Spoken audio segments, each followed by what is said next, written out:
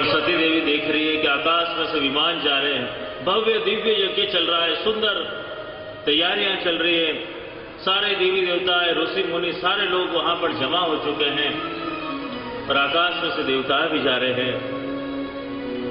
सती देवी ने शिव जी को विनती करी कि देखिए आपके ससुर जी ने बड़ा सुंदर आयोजन रखा हुआ है, सारे लोग जा रहे हैं और हम भी चलें। शिव जी ने मना कर दिया। शिव जी जानते हैं कि ये मेरा अपमान करने के लिए आयोजन किया गया है, शिव जी ने मना कर दिया। नाराज हो गई सती देवी, जिद करी, दुखी नजर आने लग गई। शिव जी को भी दया आई। शिव जी ने उनका भाग्य देखा और सती देवी के भाग्य में देखा करे इनका तो मृत्यु होने वाला है और अगर इनकी मृत्यु यहां पर होगी तो दक्ष प्रजापति का वैर और बढ़ जाएगा, इसलिए सोचा इन्हें जाने दिया जाए और कहा कि नंदीश्वरों को साथ में लेकर के जाना।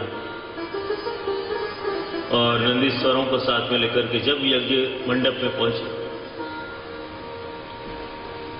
उनने सोचा था कि मैं जाऊंगी तो मेरी बहनें मुझे मिलेंगी, मेरी माता मुझे मिलेगी, मेरे पिता मुझसे मिलेंगे, लेकिन सारे लोग अपने कार्य में व्यस्त है, आज कोई उससे नहीं मिल रहा। न बहन ने बात करी, न मां ने बात करी, न पिता ने बात करी, सारे लोगों ने मुंह फेर लिया। उन्होंने सोचा होगा इतना बड़ा कार्य चल रहा है, सभी लोग व्यस्त हैं, इसलिए बात नहीं करी होगी। घूमते घूमते फिरते फिरते जहां यज्ञ कुंड का आहुति दी जा रही थी वहां पर पहुंचे और देखा, अरे ये क्या, सारे देवताओं का हिस्सा निकाला हुआ है, भाग निकाला हुआ है, लेकिन नहीं निकाला तो मेरे स्वामी शिव जी का हिस्सा नहीं निकाला। दुखी हो गई, सारी बात समझ में आ गई कि मेरे पति का अपमान हुआ है और चीख कर पिता को कहने लग गई, कह रहे हो पिता, ये मेरा जो देह है वो भी आपके अन्न से पोषित हुआ है, अगर आप यज्ञ का भाग शिव जी को नहीं देते हो तो फिर मैं आपके अन्न से पोषित इस देह को भी यज्ञ कुंड में होम के समाप्त कर दूंगा और वहीं यज्ञ कुंड में कूद अपने आप को समाप्त। और ये कार्य देख करके नंदीश्वरों ने हमला कर दिया, सभी को मारने लग गए और वो देख करके यज्ञ होम में मंत्र बोले और ऐसे करोड़ों देवों को प्रकट किया, रघु नाम के देवों को जलती लकड़ियां लेकर के नंदीश्वरों पे हमला बोल दिया और नंदीश्वर वहां से भाग गए। भागते भागते शिव जी के पास में पहुंचे, शिव जी को पूरी बात बताई। इस प्रकार से सती देवी यज्ञ कुंड में कूद गई हैं और हमारे पर हमला किया गया है। शिव जी बड़े क्रोधित हो गए, क्रोध आया शिव जी को, अपनी पूरी जटा खोल के पछाड़ी और जटा में से यज्ञ कार्य का विध्वंस करने के लिए एक विराट दैत्य का प्रकट कर दिया, वीरभद्र, भयंकर दैत्य।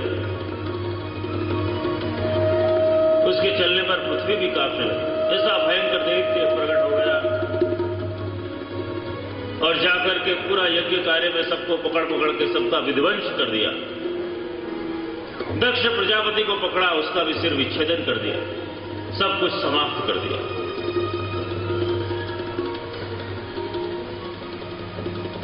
महाप्रभु जी समझाते हैं कि वीरभद्र क्या है और ये दक्ष प्रजापति का वध कैसे हुआ। देखो, दक्ष प्रजापति के अंदर में अभिमान था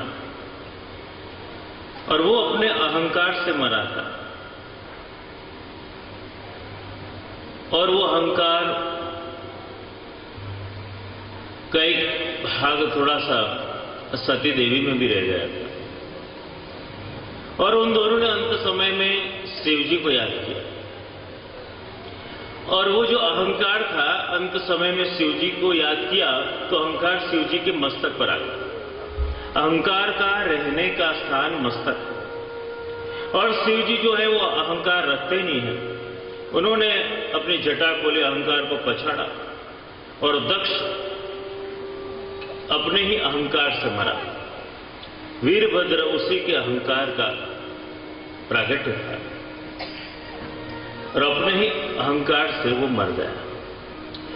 सारे देवताएं घबराने लग गए कि ये यज्ञ कार्य रुक जाए, वो योग्य नहीं है, यज्ञ की पूर्णाहुति होनी चाहिए। कुछ उपाय करो, ये यज्ञ को पूर्ण करो।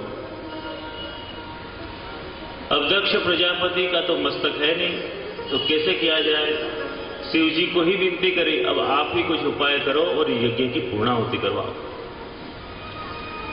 शिव जी ने कहा कि जो भी पहला प्राणी मिले उसका मस्तक निकाल करके दक्ष प्रजापति के धड़ में लगा दो, फिर से जीवित हो जाएगा और यज्ञ की पूर्णाहुति करवाओ। और खोजने के लिए गए तो पहला प्राणी मिला बकरा। देखो, बकरा जो है ना, हमेशा मैं करता है और मैं का मतलब क्या? अहंकार। तो वो जैसा अहंकार रखता था वैसा ही प्राणी उसे मिल गया, उसका ही मुंह उसे लगा दिया गया और फिर उसकी बुद्धि में परिवर्तन आया। सबकी क्षमा मांगी, शिव जी की क्षमा मांगी और ये सारा कार्य धर्मपूर्ण तरीके से हुआ और धर्म पुरुषार्थ यहां पर इस प्रकार से सिद्ध हुआ।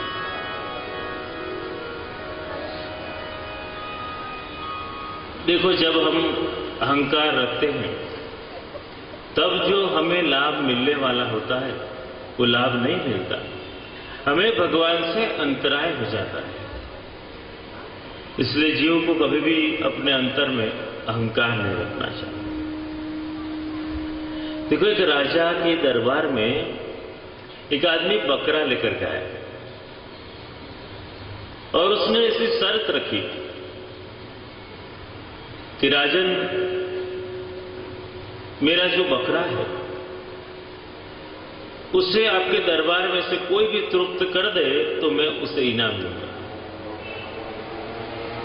दरबार में से एक आदमी खड़ा हुआ, उसने कहा कि इसमें कौन सी बड़ी बात है, लाओ मैं इसे तृप्त कर देता हूं। वो लेके गया, बड़ा खिलाया पिलाया। दूसरे दिन हाजिर किया, घास रखी गई, खाने लग गया। बड़ा मंत्री था, उसने कहा कि इस बार मैं लेके जाता हूं। वो लेके गया, पूरी रात घास खिलाया और सुबह फिर दरबार में उसके सामने घास रखा गया और बकरा फिर से घास खाने लग गया। अब दरबार में एक चतुर आदमी बैठा था, उसने कहा लाओ मुझे दो, मैं इसे लेकर के जाता हूं। और दूसरे दिन सुबह हुई, वो बकरे को लेकर आया, हरी घास धरी गई तो उसने मुंह फैल लिया, नहीं खाई उसने। और सारे लोगों ने उसकी प्रशंसा करी, करे वाह, तूने इस बकरे को तृप्त कैसे कर दिया? उसने बताया कि देखो, मैं इसको पूरी रात हरी घास दिखाता और ये हरी घास खाने के लिए जाता, तब मैं इसे डंडा लेकर के मारता। तो जब भी वो खाने जाए मैं इसे मारूं, ऐसे करते करते अब हरी घास देख के मुंह फेर लेता है। ऐसे ही संसार का जो जीव है, प्राणी है, वो विषय रूपी गोचर को प्राप्त करने के लिए लगा रहता है, ये प्राप्त कर लूं, वो प्राप्त कर लूं, वो प्राप्त कर लूं। लेकिन आज हमें आवश्यकता है कि हम सत्संग रूपी डंडे का ऐसा प्रहार करें कि वो विषय रूपी गोचर को खाना छोड़ दे और अपना मुंह विषयों से फेर ले। तो इस प्रकार धर्म पुरुषार्थ हुआ, धर्म सम्मत हुआ सब। और आगे चर्चा आती है अर्थ पुरुषार्थ की, और इसमें वर्णन आता है मनु के पुत्र उत्तानपाद का। उत्तानपाद का मतलब क्या? कि जिसके पैर ऊपर है और सिर नीचे। वो एक जीव के रूप में बतलाया गया कि प्राणी मात्र का जब जन्म होता है तो सिर नीचे और पैर ऊपर होता है, और उसकी दो पत्नियां बताएं, सुनीति और सुरुचि। जीव मात्र के जीवन में ये दो वस्तुएं आती हैं। एक तरफ सुनीति होती है और दूसरी ओर सुरुचि होती है। और प्रायः देखा जाता है कि इंसान सुरुचि की तरफ आकर्षित होता है। इंसान को सुनीतियां पता है, लेकिन उसे सुरुचि की ज्यादा अपेक्षा रहती है कि अपने मन को जो पसंद है इंसान उससे और ज्यादा आगे बढ़ता है। ये जीव मात्र का ऐसा स्वभाव है। एक दिन माता सुरुचि का पुत्र उत्तानपाद राजा जब सिंहासन पर विराजमान थे तब उनकी गोद में बैठा, और सुनीति माता का पुत्र ध्रुव था। और वो छोटा सा बालक जब पिता की गोदी में बैठने के लिए गया, सुरुचि मां ने हाथ पकड़कर उसे खींच लिया। कह रे, तू कहां पे ये बैठेगा पिता की गोद में राज सिंहासन? तेरी माता तो अनमानिती माता है और मैं मानिती रानी हूं। इसलिए अगर तेरी इच्छा है कि राजगादी का सिंहासन पे तुझे बैठना है, राजा की गोदी में अगर तुझे बैठना है, तो जा, जंगल में जा, तप कर, भगवान को प्रसन्न कर, और भगवान प्रसन्न होंगे और तुझे वरदान देंगे, तभी तू इस राज सिंहासन पे बैठ पाएगा। छोटा सा 5 साल का बालक ध्रुव रोने लग गया। रोते रोते माता के कक्ष में गया और सारी बात बताई सुनीति मां को, किस प्रकार सुरुचि मां ने मुझे पिता की गोद में नहीं बैठने दिया, और कह दिया कि जा, जंगल में जा, तप कर, भगवान को प्रसन्न कर और भगवान से वरदान ले, और फिर यहां पे आकर बैठ। देखो, अगर कोई साधारण मां होती तो कहती कि अच्छा तेरे साथ ऐसा किया, ठहर जा, मैं अभी उसको सीधा करती हूं। लेकिन ये सुनीति मां था। इसने धर्म का उपदेश दिया ध्रुव जी को, समझा करे तू तो बड़ा भाग्यशाली है और तुझे बहुत सुंदर उपदेश दिया है तेरी माता सुरुचि ने कि अगर कुछ प्राप्त करने जैसा है तो वो भगवान है। तो तेरे अवश्य वन में जाना चाहिए और तप करके भगवान को प्रसन्न करके वरदान लेना चाहिए। सुंदर संस्कार दिए, समझाए बालक को कि भगवत प्राप्ति श्रेष्ठ प्राप्ति है। और छोटा सा 5 वर्ष का बालक अकेला खुले पैर से निकल पड़ा है भगवान को प्राप्त करने के लिए। और ये दृश्य नारद जी ने देखा। नारद जी को लगा कि अगर ये बालक भगवान को प्राप्त करने के लिए जा रहा है, लेकिन इसे इतनी जल्दी भगवत प्राप्ति नहीं होगी, क्योंकि इसका भजना वो भगवान के लिए नहीं, राज सिंहासन के लिए, अर्थ की कामना से जा रहा है, इसलिए फल में विलंब होगा। इसलिए स्वयं नारद जी उसके पास गए और इसे समझाया कि देख, तू तेरी लौकिक मां की गोदी में से हट गया है, तो मैं तुझे एक अलौकिक मां की गोद बताता, तू वहां जा और वहां जाकर के भगवान का भजन करना, तो भगवान जल्दी प्रसन्न हो जाएंगे। अच्छा, तू मधुवन में जा, वहां श्री यमुना जी का तट है, और यमुना जी की गोद में जाकर के, यमुना जी के तट में जाकर के भगवान का भजन करेगा तो भगवान जल्दी प्रसन्न हो जाएंगे। इस प्रकार समझाया, मधुवन जाने की आज्ञा करी और भगवान उसे जल्दी से जल्दी मिले उस भाव से उसे एक मंत्र का उपदेश भी दिया, एक मंत्र दे दिया कि तू इसका सदा जाप करते रहना, भगवान उससे जल्दी प्रसन्न हो जाएंगे। अच्छा, कौन सा मंत्र है? मंत्र दिया, ओम नमो भगवते वासुदेवाय।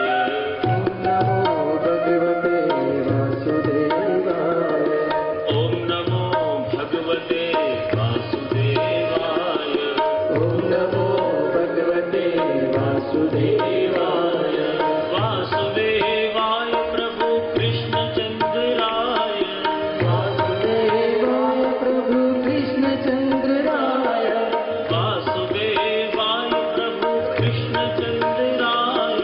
वासुदेवाय प्रभु कृष्णचंद्राय। ओम नमो भगवते वासुदेवाय। गुरु जी आगे जा रहे हैं और मन में जाप चलते मधुवन में आ गए और मधुवन में श्री यमुना जी के तट पर आए। प्रथम मास केवल फलाहार लिया, दूसरा मास हुआ केवल पत्ते लिए, फिर यमुना जी का पान, और एक पेड़ से खड़े हो गए, दोनों हाथ को जोड़ लिए और मन में जाप चालू रखा। ओम नमो भगवते वासुदेवाय। ओम नमो भगवते वासुदेवाय। वासुदेवाय प्रभु कृष्णचंद्राय। वासुदेवाय प्रभु कृष्णचंद्राय। वासुदेवाय प्रभु कृष्णचंद्राय। वासुदेवाय प्रभु। उपस्थित सभी मनोरथी परिवार एवं भागवत कथामृत का रसपान करने आए सभी भाविक श्रोताजनों, आनंद का अवसर कि आज अपनी कथा यात्रा का चतुर्थ दिवस और आज कई अवतारों का प्राकट्य होने वाला है। वामन अवतार भी होगा, नरसिंह अवतार भी होगा, राम का अवतार और कृष्ण जन्म। कल अपन ने तृतीय स्कंद की चर्चा देखी और उसमें देखा हिरण्याक्ष दैत्य का वध किया और पृथ्वी को बाहर प्रकट किया वराह भगवान ने। कपिल भगवान ने अवतार लेकर माता देवहूति को धर्मोपदेश दिया है। देखो, भगवान सर्जन भी करते हैं, हमने देखा तृतीय स्कंद में, विस्तार भी करते हैं, सृष्टि का पालन भी करते हैं, रक्षण भी करते हैं। वो सर्ग लीला है। तो भगवान का कार्य है कि सृष्टि का सर्जन, सृष्टि का पालन और सृष्टि का विसर्जन। तो तृतीय स्कंद तक की चर्चा अपन ने कल सुनी और आज हम चतुर्स्कंद की लीला का श्रवण करने जा रहे हैं। चतुर्स्कंद उष्णाजी बाबा का वाम बाहु और इसमें 4 पुरुषार्थों का वर्णन है। धर्म पुरुषार्थ, अर्थ पुरुषार्थ, काम पुरुषार्थ और मोक्ष पुरुषार्थ, 4 पुरुषार्थों का वर्णन इस चतुर्स्कंद में है। और इसमें चर्चा बतलाई गई कि धर्म पुरुषार्थ में बताया कि देवहूति के विवाह तो हो चुके हैं कर्दम मुनि के साथ में, और आगे उनके की बहनों के विवाह का वर्णन आ रहा है।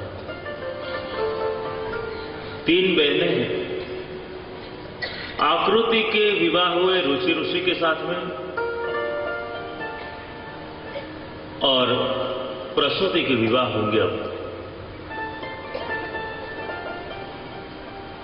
आकृति देवहूति च प्रसूति कहा। आकृति देवहूति माता पिता की इच्छा हुई और च लगाया, यानी कि इन दोनों में से एक की इच्छा से हुई वो प्रसूति। उसका विवाह दक्ष प्रजापति के साथ में तय किया गया। यहां धर्म उत्साह का वर्णन आ रहा है। दक्ष प्रजापति जो है वो यज्ञ कार्य में बड़े निपुण हैं। बहुत सुंदर उनको यज्ञ कार्य करना आता है, और इस बात का उन्हें अभिमान है कि मैं बड़ा सुंदर यज्ञ कार्य करता हूं। एक बार सभा थी देवताओं की, और देवताओं की सभा में जब वो पधारे तो सारे लोग खड़े हो गए उनके मान के लिए, लेकिन 2 लोग खड़े नहीं हुए, बड़े नाराज हुए।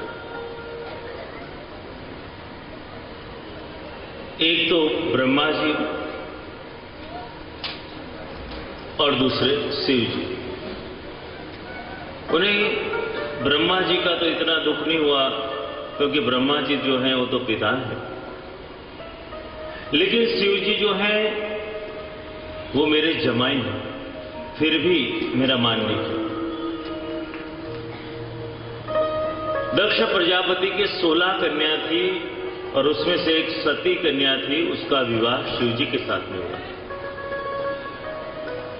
और फिर भी शिव जी ने मान नहीं दिया।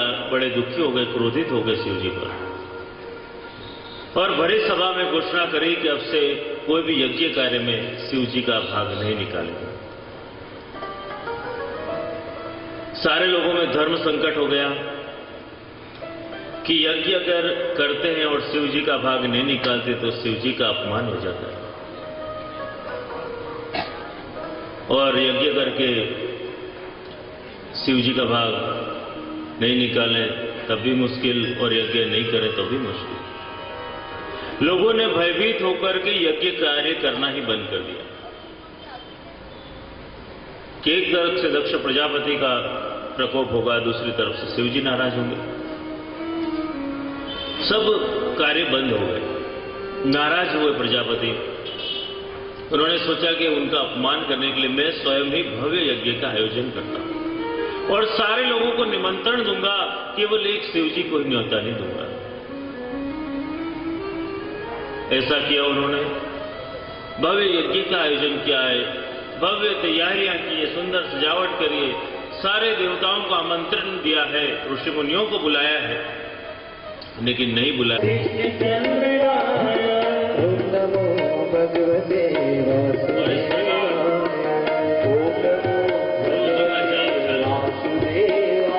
यमुना जी के तट पे जो कुछ भी है, वृक्ष है, यमुना जी की बालुका है, सब दिव्य है।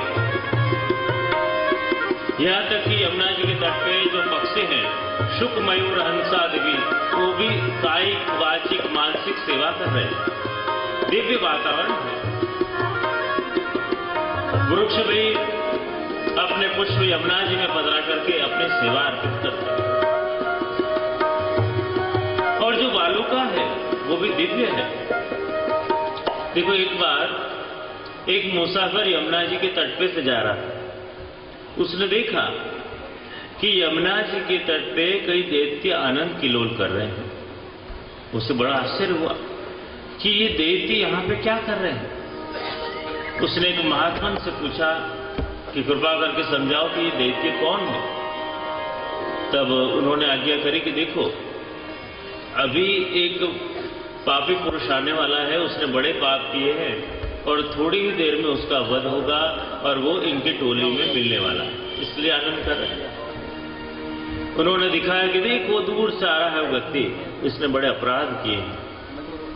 और थोड़ी देर में वो आ रहा था और एक बैल भागता भागता आया और उसने अपने सींग उसके पेट में लगा दिया और उसका वध हो गया।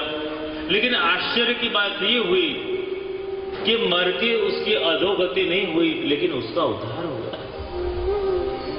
सभी को आश्चर्य हुआ, ऐसा क्यों हुआ? महात्मा ने समझाया कि देखो,